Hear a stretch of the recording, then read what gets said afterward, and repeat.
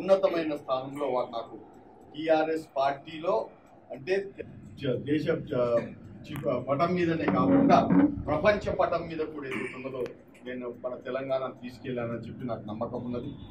అంతేకాకుండా మహబూబ్ నగర్లో ఈ ట్రాఫిక్ జామ్లతో ఎన్నో బాధలు పడుతుంటే Jadcherla to one town police station దాకా దీని డబలింగ్ చేయడం అంటే ఫోర్ లేన్స్ చేసే ప్రాజెక్టు 200 కోట్ల రూపాయల దానికి ఆల్రెడీ టెండర్ అయిపోయింది, ఎల్లో అయింది, మీరందరూ కూడా చూస్తున్నారు, పనులు కూడా జరుగుతున్నాయి.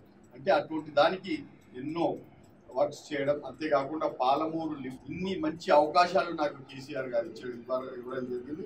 చాలా ప్రేమగా అంటే ఒక సొంత తమ్మునిగా నన్ను ఎల్లప్పుడూ కూడా వారు ట్రీట్ చేసేవారు, పక్కన కూర్చోబెట్టి నన్ను భోజనాలు చేయించేవారు. అంతేకాకుండా ఉన్నత స్థానంలో ఉన్నత పదవులలో కూడా వారు నన్ను ఉన్నత మీటింగ్స్లో కూడా వారు నన్ను పక్కన కూర్చోబెట్టుకునేవారు. పెద్ద మీటింగ్స్లో ఫర్ ఎగ్జాంపుల్ మన తెలుగు ప్రపంచ సభలు ఎప్పుడైతే అయ్యాయో ప్రపంచానికి చూపించే విధంగా ఆనాడు కూడా నన్ను వారు పక్కల్లో కూర్చోబెట్టుకొని వారు నాకు ఎంతో ప్రేమగా ఆదరంగా వారు నన్ను చేయడం జరిగింది.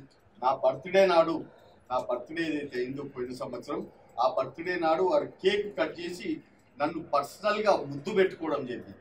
అంటే అంతా నాకు వారు కూడా ఎంతో ప్రేమగా ఎంతో మంచిగా కేసీఆర్ గారు నన్ను ఒక తమ్మునిగా మంచి చూడడము, నన్ను ఒక ఫ్యామిలీ మెంబర్గా చూడడం, ఒక ఉన్నత పదవిని తీయడం, ఎన్నో విధాలుగా వారు నన్ను పైకి తీసుకొచ్చే ఇవన్నిటిని కూడా చూస్తున్న తర్వాత ఇవాళ నా పేరు అనేది మళ్ళీ ఈ ఎలక్షన్స్లో నా పేరు తీసేసి ఇంకొక వారికి ఏదైతే ఛాన్స్ ఇచ్చారో అది చూస్తుంటే ఎందుకు అది చేశారు, ఏమి చేశారు, ఏ విధంగా చేశారు అనే దానికి జవాబు మాత్రం నా దగ్గర లేదు.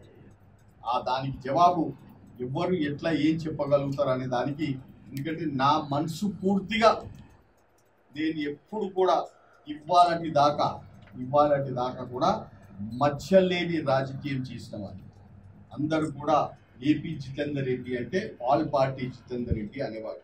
కానీ నేను అనుకుంటాను చంద్రుడు అసొంటి వాడే ఆయనకి ఈర్ష్య వచ్చినట్టుంది, చంద్రుడికి ఈర్ష్య వచ్చినట్టుంది. అరే నాకే మచ్చ ఉంది, ఈ జితేందర్ రెడ్డికి మచ్చ లేదే అని చెప్పి నా మీద కొన్ని మచ్చలు పెట్టి ఆ మచ్చల ద్వారా నా సీటును తీసుకున్నారేమో అని చెప్పి నేను భావిస్తున్నాను. కానీ ఏది ఏమైనా కానీ కేసీఆర్ గారు ఏ విధంగా అయితే నాకు ఇంత మంచి చేసిన వారు ఇంకా ముందు కూడా నాకు ఏదన్నా మంచి ఆలోచించారు కానీ చెడ్డగా ఆలోచించారు అని చెప్పి నేను అనుకుంటున్నాను.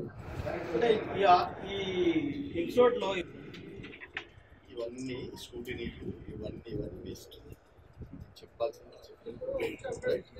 మా నాయకుడు ఏ విధంగా చెప్తే ఆ విధంగా పార్టీలో కొనసాగుతారా ఉండేది.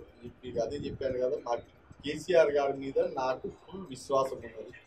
వారు ఏ విధంగా చెప్తే ఆ విధంగా నేను చెప్తాను. జిల్లాకు సంబంధించిన ఎమ్మెల్యేలు వ్యతిరేకించాలని అంటున్నారు.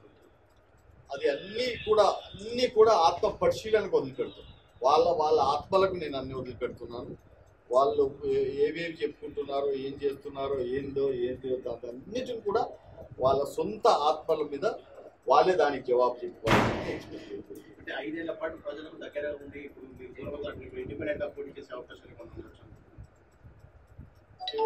నీకు ఈ విధంగా ఆదేశిస్తే ఆ విధంగా ఉంటానని చెప్పలేదు.